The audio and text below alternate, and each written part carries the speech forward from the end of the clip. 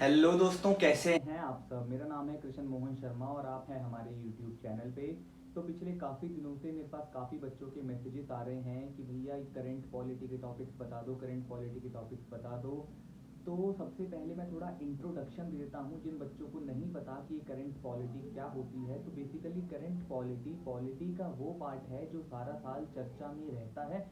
और ऐसा देखा गया है पिछले एग्जामिनेशन ट्रेंड्स को एनालाइज करके कि भाई यूनिवर्सिटी उन्हीं क्वेश्चंस को ज़्यादा पूछती है जो सारा साल आपको दिखाई देते रहते हैं, जो सारा साल चर्चा में रहते हैं। अगर मैं इसका एक बहुत छोटा सा एग्जांपल दूं तो हम लोग जानते हैं 2019 में हमारे यूएसए के प्रेसिडेंट डोनाल्ड ट्रंप का इम्पीचमेंट हुआ, प्रोसेस स्टार्ट हुआ।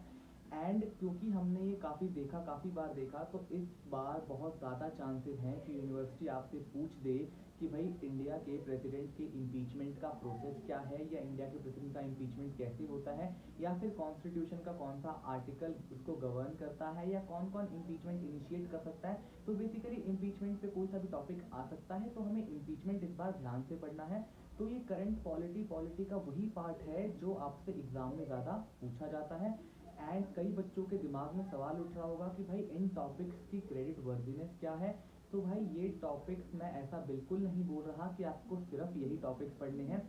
आपको ये टॉपिक्स ज़्यादा ध्यान से पढ़ने हैं। आई रिपीट, मैं ऐसा बिल्कुल नहीं बोल रहा कि आपको जो टॉपिक्स मैं बता रहा हूँ सिर्फ यही टॉपिक पढ़ने हैं। भाई आपको पूरी पॉलिटी पढ़नी है, पूरी पॉलिटी अपनी जगह है। बस ये टॉपिक्स आपको थोड़ा ज़्यादा ध्यान से, ज़्यादा केयरफुल होके पढ़ने हैं। और अगर आप लोग थोड़ा और देखना चाहते हो तो इसी चैनल पे मैंने लास्ट ईयर एक वीडियो अपलोड की थी। उस पर भी मैंने ऐसे ही टॉपिक्स बताए थे, आप जाके वो वीडियो देख लीजिए और फिर लास्ट ईयर का क्वेश्चन पेपर देखिए। भाई 60 to 80 मार्क्स का क्वेश्चन पेपर उन टॉपिक्स में से था। तो अब आप लोगों को पता चल चुका होगा। तो आई होप आप लोग इस वीडियो को पूरा देखेंगे, अपने साथ एक नोटबुक और रजिस्टर लेके बैठिएगा, और इस वीडियो को अपने फ्रेंड्स के साथ भी शेयर करिएगा और चैनल को ज़रूर सब्सक्राइब कर लीजिएगा, ताकि आपके पास और भाई ऐसी बहुत सारी आने वाली वीडियोस आने वाली हैं टाइम पे, तो वो देखते रहें। ठीक है, तो फिर स्टार्ट करते हैं। कई एक बात और, मैं जो ये नोट्स बता रहा हूँ, मैं जो टॉपिक्स बता रहा हूँ, वैसे तो आप लोग चाहो तो इन टॉपिक्स पे ऑनलाइन सारी रिसर्च कर सकते हो, सब कुछ ऑनलाइन ही अवेलेबल है। लेकिन मैंने ऑलरेडी इन टॉपिक्स पे काफ़ी सारी ऑनलाइन रिसर्च करके इसका एक पीडीएफ डॉक्यूमेंट रेडी कर रखा है। आप लोग चाहो तो इसको मेरे से खरीद सकते हो, सिर्फ और सिर्फ 50 रुपीज़ की है। नीचे डिस्क्रिप्शन में मेरा नंबर है, आप उस नंबर पर व्हाट्सएप करिए पॉलिटी गेटवे, और मैं वो नोट्स आपको भेज दूंगा। हर ऑनलाइन पेमेंट मोड एक्सेप्टेड है, पेटीएम, फ़ोनपे, गूगल पे, तो आप कुछ भी कर सके ये नोट्स परचेज कर सकते हैं। मैंने भी ये नोट्स ऑनलाइन ही रिसर्च करके इनका सब कुछ एक पूरा बंडल अच्छा पीडीएफ रेडी कर रखा है, जो आपके लिए बहुत काम आ सकता है। तो ठीक है, आगे चलते हैं, चलिए स्टार्ट करते हैं। आई होप आप लोग अपना पेन और पेपर ले आए होंगे। एंड मैं इस वीडियो को अराउंड 2 पार्ट्स में बनाऊंगा, बिकॉज एक पार्ट में बनाऊंगा तो वीडियो बहुत लंबी हो जाएगी। तो आप लोग अपना दोनों पार्ट्स को देखिएगा। सेकंड पार्ट भी इस पार्ट के 24 आवर्स के अंदर मैं अपलोड कर दूंगा। तो आप लोग टॉपिक्स लिख लेंगे, उसके बाद अपना देखते रहेंगे। सबसे पहला टॉपिक है भाई place of worship, Ayodhya verdict के ऊपर है। तो भाई अयोध्या वर्डिक्ट इस साल का one of the most important verdicts में से एक था। तो आप लोगों को अयोध्या वर्डिक्ट के ऊपर सारी नॉलेज होनी चाहिए कि भाई उसका जो अभी जो अयोध्या कंस्ट्रक्शन टेम्पल है, उसका जो वर्डिक्ट, उसका जो कंस्ट्रक्शन का जो कमेटी बनाई गई है, उस कमेटी में कौन कौन है, वर्डिक्ट किसने सुनाया था, वर्डिक्ट कितने दिनों के बाद आया था, मतलब सारे बेसिकली जज, कॉन्स्टिट्यूशन वगैरह सारी नॉलेज आप लोगों को होनी चाहिए। उसके बाद नेक्स्ट टॉपिक है वक्फ प्रॉपर्टीज़। उसके बाद अगर हम देखें तो central adverse list. Central adverse list क्या थी कि सेंट्रल गवर्नमेंट ने जो 312 सिक्स को ब्लैकलिस्ट कर दिया था, जो खालिस्तान की डिमांड करने के चक्कर में जो किसी दूसरी कंट्री में चले गए थे असाइलम लेने के चक्कर में, तो उनके ऊपर से इम्पोजिशन गवर्नमेंट ने हटा दिया है। लेकिन अभी भी मिनिस्ट्री ऑफ होम अफेयर्स इस लिस्ट को मेंटेन करेगी। उसके बाद अगर हम देखें तो डेमोक्रेसी इंडेक्स, इस साल डेमोक्रेसी यूरोपियन इंटेलिजेंस यूनिट ने एक डेमोक्रेसी इंडेक्स निकाला था। तो इस इंडेक्स में हमें देखना है कि इंडिया की रैंक क्या है, इंडिया की पिछले साल रैंक क्या थी, कितने मतलब कितने रैंक ने इंडिया ने कितना रैंक स्लिप किया है, रैंक 1 पे कौन है, तो उसके बारे में हमें सारी नॉलेज होनी चाहिए। नेक्स्ट देखें तो ब्रू कम्युनिटी क्या है। Bru community basically Tripura and Mizoram, यार त्रिपुरा एंड मिज़ोरम की मतलब नॉर्थ ईस्टर्न साइड की एक कम्युनिटी है, जो त्रिपुरा, मिज़ोरम और southern east part of Assam में भी पाई जाती है। तो उस कम्युनिटी ने अभी त्रिपुरा और मिज़ोरम की गवर्नमेंट के साथ एक पैक्ट साइन किया है। वो पैक्ट क्या है, वो पैक्ट किस लिए है, त्रिपुरा कम्युनिटी, वो ब्रू कम्युनिटी कैसे फॉर्म हुई थी और किस वजह से, लाइक उनका क्या गोल है, उसके बारे में आप लोगों को पता होना चाहिए। उसके बाद आ जाए जाएँ तो हम एनिमी प्रॉपर्टी, सरकार ने कहा है कि जो भी हमारी एनिमी प्रॉपर्टी एक्वायर हुई थी in India China war 1962, India Pakistan war 65 और 71 में, जो जो वहाँ के सिटीजन थे उनकी प्रॉपर्टी यहाँ पे थी, वो इंडिया के गवर्नमेंट ने एक्वायर कर ली थी, तो अब गवर्नमेंट उस प्रॉपर्टी को सेल करेगी। उसके बाद अगर हम आएँ तो गुड गवर्नेंस इंडेक्स आया था, अभी लॉन्च हुआ है, और ये लॉन्च हुआ था गुड गवर्नेंस डे को, जो मनाया जाता है 25 दिसंबर को। तो आपको एक तो ये क्वेश्चन तो इंपॉर्टेंट है ही कि भाई गुड गवर्नेंस डे कब मनाया जाता है, विच इज़ 25 दिसंबर। उसके बाद उसके अलावा भी आपको गुड गवर्नेंस इंडेक्स के बारे में काफ़ी कुछ पता होना चाहिए। उसके बाद भाई ई गवर्नेंस इनिशिएटिव, इस साल गवर्नमेंट ने काफ़ी सारे ई गवर्नेंस इनिशिएटिव्स लिए हैं, नई नई ऐप्स लॉन्च की है। जैसे अगर मैं 2-3 एग्जांपल दूँ तो भुवन panchayat, consumer app, digi locker, portal संचित, अक्षदक्ष, चैटबोट। तो भाई इन सारी ऐप्स का क्या काम है, ये करंट का बहुत इंपॉर्टेंट टॉपिक है कि भाई कौन सी एप्लीकेशन क्या काम करती है, या फिर आपको काम दे दिया जाएगा और बताएगा भाई ये बताओ ये काम कौन सी एप्लीकेशन के द्वारा किया जाता है। उसके अलावा कंपटीशन कमीशन ऑफ इंडिया, जो कि कंपटीशन एक्ट 2002 के तहत बना था, उसने अपने 10 साल कंप्लीट कर लिए हैं, तो उसके चेयरमैन कौन है वगैरह वगैरह के बारे में आप लोगों को नॉलेज होनी चाहिए। नेक्स्ट है कंट्रोलर जनरल ऑफ अकाउंट्स, उसके बाद सेंट्रल विजिलेंस कमिश्नर। ये बेसिकली इंपॉर्टेंट टॉपिक्स हैं ही, ये गवर्नमेंट के डिपार्टमेंट्स हैं जो इंपॉर्टेंट हैं, और उसके बारे में आप लोगों को नॉलेज होनी चाहिए कि भाई इनके चेयरमैन कौन है, ये कब फॉर्म हुई थी, जो चेयरमैन है वो चेयरमैन का टेन्योर कितना होता है, उस चेयरमैन की रिटायरमेंट कितनी होती है, वो चेयरमैन चाहे ये जो भी कमिटीज़ हैं, ये कमिटीज़ कॉन्स्टिट्यूशन के कौन से आर्टिकल के तहत बनी है, तो ये सारी बातें हैं। उसके अलावा लॉ कमीशन ऑफ इंडिया, अभी इस साल 22nd लॉ कमीशन बना था, जो कि 3 साल के लिए बना था, और उसके चेयरमैन हैं जस्टिस BS चौहान, ठीक है।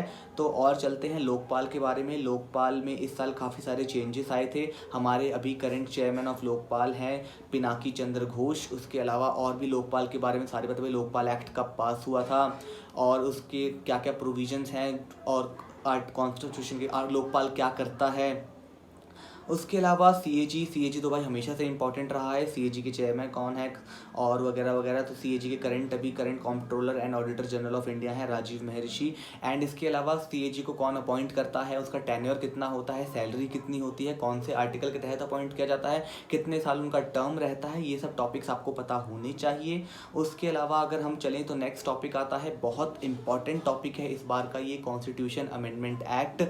कॉन्स्टिट्यूशन अमेंड सबसे पहले तो मतलब बेसिकली ये सिटीजनशिप एक्ट है। सिटीजनशिप एक्ट आया था 1955 में, उसके बाद ये काफ़ी बार अमेंड हुआ, जो कि हम कह सकते हैं 4-5 बार ये अमेंड हुआ है। रिसेंट अमेंडमेंट आई थी 2019 में। ये अमेंडमेंट इतनी ज़्यादा कंट्रोवर्शियल क्यों थी, इसमें ऐसा क्या था जो इसको इतना ज़्यादा कंट्रोवर्शियल बना दिया गया, तो यही सब टॉपिक्स हैं जो इंपॉर्टेंट हैं। उसके अलावा NPR, अच्छा हाँ एक चीज़ और, सिटीजनशिप एक्ट में जब हम पढ़ें तो हम लोग आसाम अकॉर्ड को ना भूलें। आसाम अकॉर्ड भाई एक बहुत मेजर पार्ट था सिटीजनशिप एक्ट का, और आप लोगों के सिलेबस में भी अभी लाइक इस साल के क्वेश्चन पेपर में भी वो एक बहुत ज़्यादा एक क्वेश्चन तो भाई आसाम अकॉर्ड के ऊपर हम एक्सपेक्ट कर ही सकते हैं। आसाम अकॉर्ड क्या था, क्यों बना था, सिटीजनशिप एक्ट के कौन से प्रोविजन में बना था, आसाम अकॉर्ड बनने का क्या, बनने के पीछे क्या मोटिव था, क्या बनाया था। और आसाम एक्ट का एक बहुत मेजर पार्ट था NRC, national register for citizen, जो 2019 में ही आया था, ठीक है। उसके बाद आ जाते हैं हम NPR पे। NPR क्या है भाई, गवर्नमेंट वही है, गवर्नमेंट ने अभी कहा था कि भाई हम लोग एक नेशनल पॉपुलेशन रजिस्टर तैयार करेंगे और जिसको हम आधार से लिंक करेंगे, ऐसा कुछ था, तो आप लोग पढ़ लीजिएगा ये क्या था। उसके बाद इंपॉर्टेंट टॉपिक्स में एक है आर्बिट्रेशन एक्ट। फिर अगर हम आ जाएँ तो inter state river water dispute, अभी हम लोग जानते हैं हरियाणा और पंजाब काफ़ी दिनों से रिवर डिस्प्यूट पे लड़ रहे थे, तो गवर्नमेंट ने ये बिल निकाल दिया कि जो भी स्टेट्स हरियाणा जो भी स्टेट इंटर रिवर डिस्प्यूट पे लड़ रहे हैं उसके लिए एक एक्ट निकाला है, inter state river water dispute. जो ये अमेंडमेंट बिल था, बेसिकली ये एक्ट पहले आ चुका था 1956 में, इसका अमेंडमेंट निकाला है 2019 में। उसके अलावा भाई अमेंडमेंट इन RTI बहुत इंपॉर्टेंट टॉपिक है, और इसका एक केस भी है जो बहुत इंपॉर्टेंट है, जिसका नाम है DAV college trust and management society versus director of public instructions. इस केस में था कि भाई नॉन गवर्नमेंट ऑर्गेनाइजेशंस तो जो हैं, या फिर जो भी ऐसी ऑर्गेनाइजेशंस हैं जो गवर्नमेंट के अधीन नहीं आती लेकिन गवर्नमेंट से फंड लेती हैं, तो उनको RTI के दायरे में लाया जाए। और ऐसा सुप्रीम कोर्ट में डिसीजन आया था कि भाई वो सारी गवर्नमेंट ऑर्गेनाइजेशंस NGOs जो गवर्नमेंट से फंडिंग लेती हैं वो RTI के दायरे में आएंगी। तो ये इंपॉर्टेंट केस लॉ था। और अगर आप लोगों को ऐसे ही और भी इंपॉर्टेंट केस लॉज जानने हैं तो भाई मेरे चैनल पे जाइए, मैंने एक वीडियो बना रखी है। उस वीडियो में मैंने 2019 के सारे इंपॉर्टेंट लैंडमार्क केसेस के बारे में डिस्कशन किया है। वो वीडियो इस बार के लिए भाई बहुत इंपॉर्टेंट है, तो उस वीडियो को एक बार ज़रूर गो थ्रू कर लें। उसके बाद हम आगे चलें तो नेक्स्ट टॉपिक है एवेब, association of world election bodies. ये क्या होता है? ये एक साउथ कोरिया का एसोसिएशन है जो 2013 में बना था और ये प्रमोट करता है फ्री एंड फेयर इलेक्शन। इस साल इसका 4th सबमिट हुआ था जो इलेक्शन कमीशन ऑफ इंडिया ने ऑर्गेनाइज किया था बेंगलुरु में। उसके बाद नेक्स्ट आता है पोस्टल बैलेट, क्योंकि इस साल इलेक्शन थे तो पोस्टल बैलेट भी काफ़ी चर्चा में रहा था। पोस्टल बैलेट का क्या काम होता है, कौन कौन एलिजिबल होता है। अच्छा, एक टॉपिक और पोस्टल बैलेट के अंदर ही एक टॉपिक आता है सर्विस वोटर्स। तो सर्विस वोटर्स कौन होते हैं, कौन कौन से लोग सर्विस वोटर्स की कैटेगरी में आते हैं, कॉन्स्टिट्यूशन का कौन सा आर्टिकल सर्विस वोटर्स को गवर्न करता है। फिर आ जाते हैं भाई इस साल का एक बहुत महत्वपूर्ण टॉपिक जो जो करंट अफेयर से रिलेटेड है, वो है facial recognition for voter verification. Telangana ने अभी अपने म्यूनसिपल इलेक्शन, स्टेट इलेक्शंस में एक है म्यूनसिपैलिटी, कोम्पैली म्यूनसिपैलिटी, उसमें फेशियल रिकॉग्निशन का इस्तेमाल किया था। और उसके बाद अगर हम आगे चलें तो नेक्स्ट आता है इलेक्ट्रॉनिक वोटिंग मशीन, ईवीएम्स के बारे में। तो ईवीएम सबसे पहले कब यूज़ हुआ था, कौन से इलेक्शंस में यूज़ हुआ था, कहाँ पर यूज़ हुआ था, वगैरह वगैरह। फिर आ जाता है डीलिमिटेशन कमीशन। डीलिमिटेशन कमीशन में अभी गवर्नमेंट ने बहुत सारे चेंजेस किए हैं। तो डीलिमिटेशन कमीशन कब फॉर्म हुआ था, क्यों फॉर्म हुआ था, डीलिमिटेशन कमीशन का क्या काम है, ये सारी बातें आप लोगों को एक बार चेक कर लेनी है।